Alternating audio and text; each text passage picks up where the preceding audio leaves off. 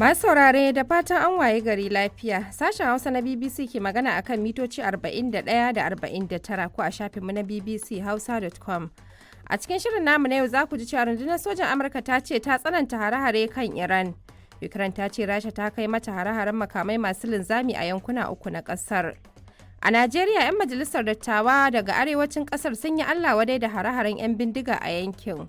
Gaskiya akwai damuwa kwarai game da irin waɗannan hare-hare da ake kawowa, musamman a jihohinmu. Abin ya zama ruwan dare gama gari gaba ɗaya, kuma abin bakin ciki kullum abin nan karuwa yake yi. A jamhuriyar Nijar, ƙungiyoyin kare haƙƙin mata na ci gaba da nuna damuwa dangane da yawaitar cin zarafin mata a wasu yankunan ƙasar. Mu ne bamu da karhi, mu ne kuma ana yi mawalankanci. Akwai abubuwa da yawa da ake yin mata ana take musu hace, wani bugu, wani kawai kana zama sai miji yake ya rabu da kai, ya haramta ka haddade yanka. To za mu ji halin da wasu al'ummar jihar Kwaran Najeriya ke ciki, inda 'yan bindiga ke ci gaba da tsare mutanensu 176 tsawon wata 6. Amma kafin nan sai na karanto muku labaran duniya, suna na Rabi'atu Kabarranka.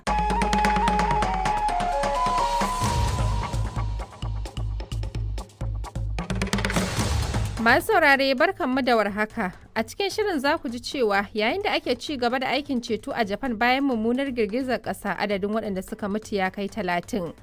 Rundunar sojan Amurka ta ce ta tsananta hare-hare kan Iran. A Najeriya, ƙungiyar agaji ta Red Cross ta sabunta alƙalin ta na yawan waɗanda suka yi ɓatan dabo a ƙasar. Muna da mutane 24,000 waɗanda aka yi musu rajista. Akwai mutane da dama da lambobin wayansu baya shiga yanzu. Saboda haka shine muka kididdiga muka rage yawan alkaluman da muke bin diddigin su.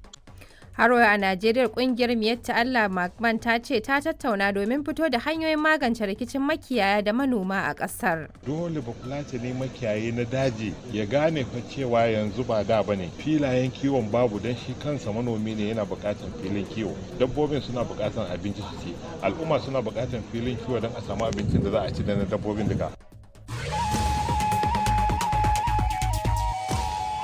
To muna tafe da waɗannan da ma ƙarin wasu rahotannin, amma duk sai bayan na karanto muku labaran duniya. Suna na Rabi'atu Kabarranka.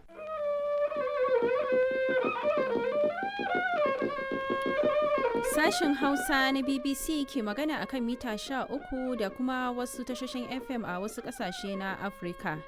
Masu sauraro, Umaima Sani Abdulmomin ke muku sallama a cikin shirinmu na karfe 3 daidai agogon Najeriya da Nijar, wato 2 daidai agogon GMT da Ghana. To a cikin shirin za a ji dubban bakin haure na ci gaba da dafifin tsallaka katangar da ta raba Morocco da yankin Ceuta na Afirka da Sifaniya ta mamaye.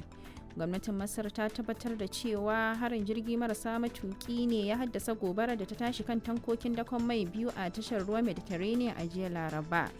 A Najeriya, da alama zaman tankiya mai cike da siyasa na ci gaba da karuwa a jihar Osun, sakamakon kamen da 'yan sandan jihar suka yi wa sakataren gwamnatin jihar.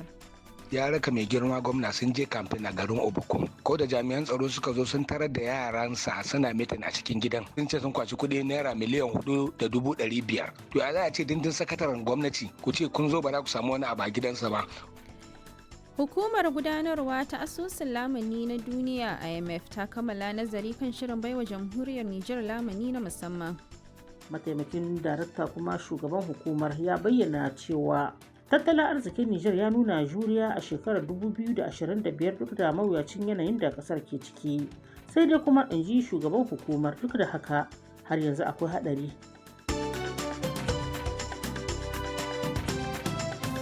To akwai wannan da ma wasu rahotannin, amma duka sai bayan Badariya Tijani Alrawi ta gabatar da labaran duniya.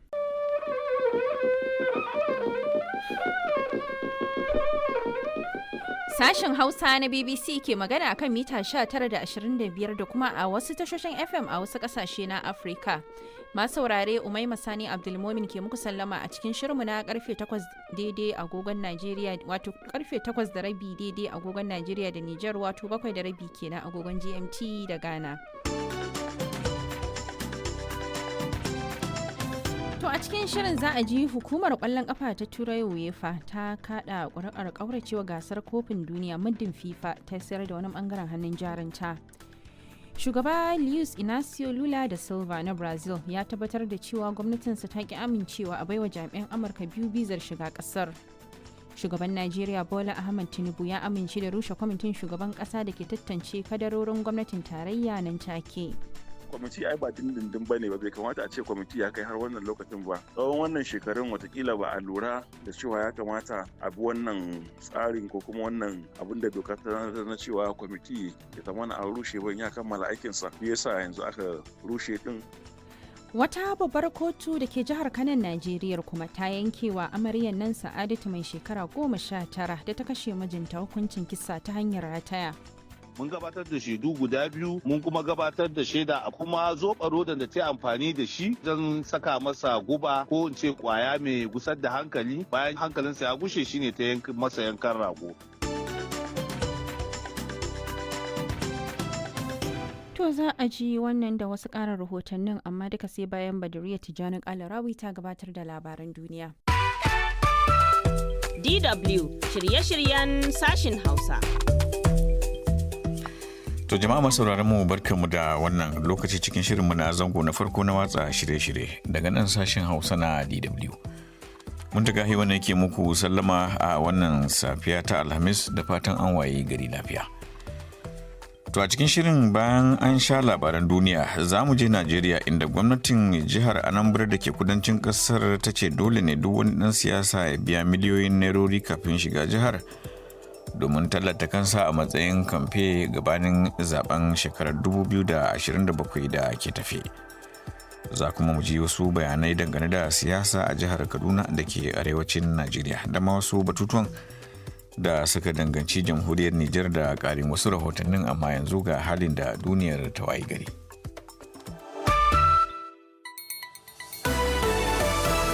DW labarun duniya. Wani harin jirgin sama mara matuki a Sudan ya kashe fararen hula da dama. Fashe-fashe sun girgiza birnin Kiev na ƙasar Ukraine bayan gargaɗin harin makamai masu linzami. Sabbin gobarar dazuka sun sake barkewa a wasu yankuna na ƙasar Faransa. DW shirye-shiryen sashin Hausa. Masu mu barkamu da warhaka da kuma kasancewa da ku a zango na biyu na yada shirye-shiryen sashen Hausa na DW wanda ke zuwa muku kai tsaye daga birnin Bonn na tarayyar Jamus. A jerin rahotannin da muka yi muku tanadi za ku ji yadda a Najeriya yayin da babban zaɓe ke ƙara karatowa an share tsawon makon nan ana kai kawo da malaman addini a cikin fadar gwamnatin ƙasar. Za ku ji dalili. A jamhuriyar Nijar kuwa a wani matakin rigakafin rikice-rikice tsakanin makiyaya da manoma wasu ƙungiyoyi ne suka ɗauki matakin shiga karkara domin faɗakar da al'ummar muhimmancin zaman lafiya tsakanin ɓangarorin biyu. Muna kuma tafiye da rahoto kan yadda aka gudanar da wato bikin al'adar nuna fuskokin sassaka na burtu wanda aka fi sani da mask a jamhuriyar Benin. Amma kafin nan bara mu fara da labaran duniya tare da Abdulkarim Muhammad Abdulkarim.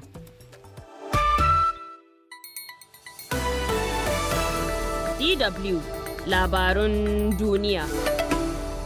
Brazil ta zargi shugaban Amurka Trump da ƙoƙarin katsalandan a zabenta na Oktoba mai zuwa. 'Yanci rani sun mutu a gaɓar ruwan Ingila bayan barin Faransa ta barauniyar hanya. Hukumar wasannin Turai UEFA za ta yi taron gaggawa saboda yunkurin shugaban FIFA na sayar da hannun jarinta. DW shirye-shiryen sashin Hausa.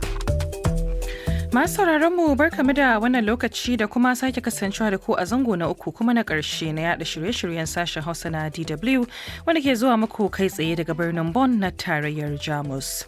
Sunana Khadija Ahmad Rufa'i. A jerin rahotannin da muka yi muku tanadi za ku ji yadda a jamhuriyar Nijar gwamnati tare da haɗin gwiwa na Bankin Duniya ta shirya wani tsari na samar da wutar lantarki da hasken rana cikin sauƙi domin taimakawa al'ummarta.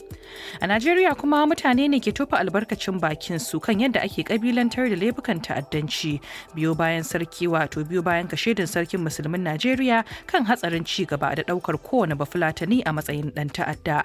Wannan batun ne ma zai kasance jigon shirin. Akwai ma rahoto kan yadda Jamus ta fara sauya kallon da take wa nahiyar Afirka a matsayin 'yan rabana ka wadata mu zuwa ginshikin bunƙasa tattalin arziki. Muna mata fiye da wasu rahotannin bayan waɗannan. Amma bara mu fara da sauraron halin da duniyar ta wuni tare da Abdulkarim Muhammad Abdulkarim.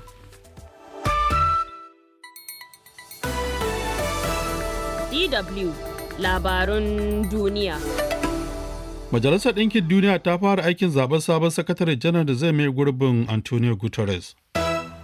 Gwamnatin Ghana ta amince da ƙara wa'adin zangon mulkin shugaban ƙasa. UEFA za ta ƙaurace gasar cin kofin duniya da FIFA ke shiryawa.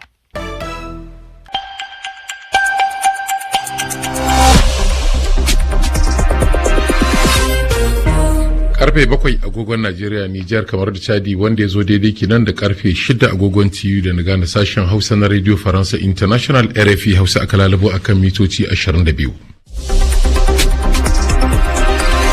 Abdullahi Isa.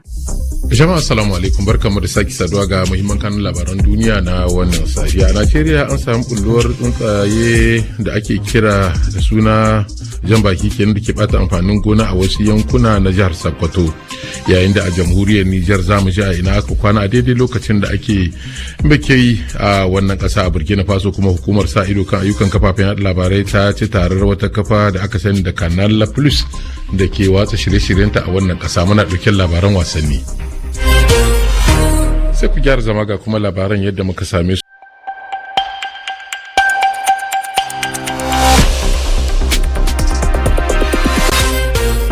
Karfe 8 sai ce agogon Najeriya, Nijar, kamar da Chadi, wanda ya zo daidai kenan da karfe 7 agogon TU da na gane sashen Hausa na Radio Faransa International RFI Hausa aka lalabo akan mitoci 22. Abdullahi Isa. Jama'a assalamu alaikum, barkamu da sake saduwa ga muhimman kanun labaran duniya na wannan safiya. A Najeriya, gamayar kungiyoyin kare hakkin dan adam da kare muhalli sun bankaɗo yadda sakacin wani kamfanin mai ya haifar da matsalar gurɓata muhalli, yayin da a jamhuriyar Nijar a jiya Laraba aka cika shekaru 35 da fara babban taron muhawara na ƙasa da ake kira Conference National. Yankin gabas tsakiya ya fada cikin sabon tashin hankali a yau Alhamis. Sai ku gyara zama ga kuma labaran yadda muka same su musu.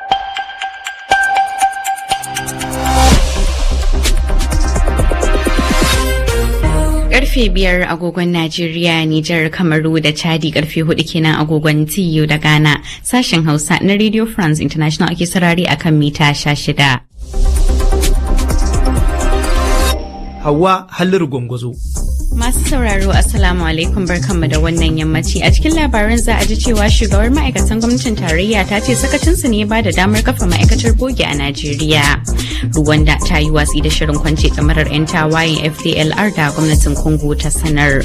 An koma teburin tattaunawa tsakanin Amurka da Iran bayan share kwanaki ana barin wuta. Hukumar UEFA ta ce kasashen Turai ba za su sake shiga gasar kofin duniya ba matukar Infantino ya sayar da hannayen jarin FIFA.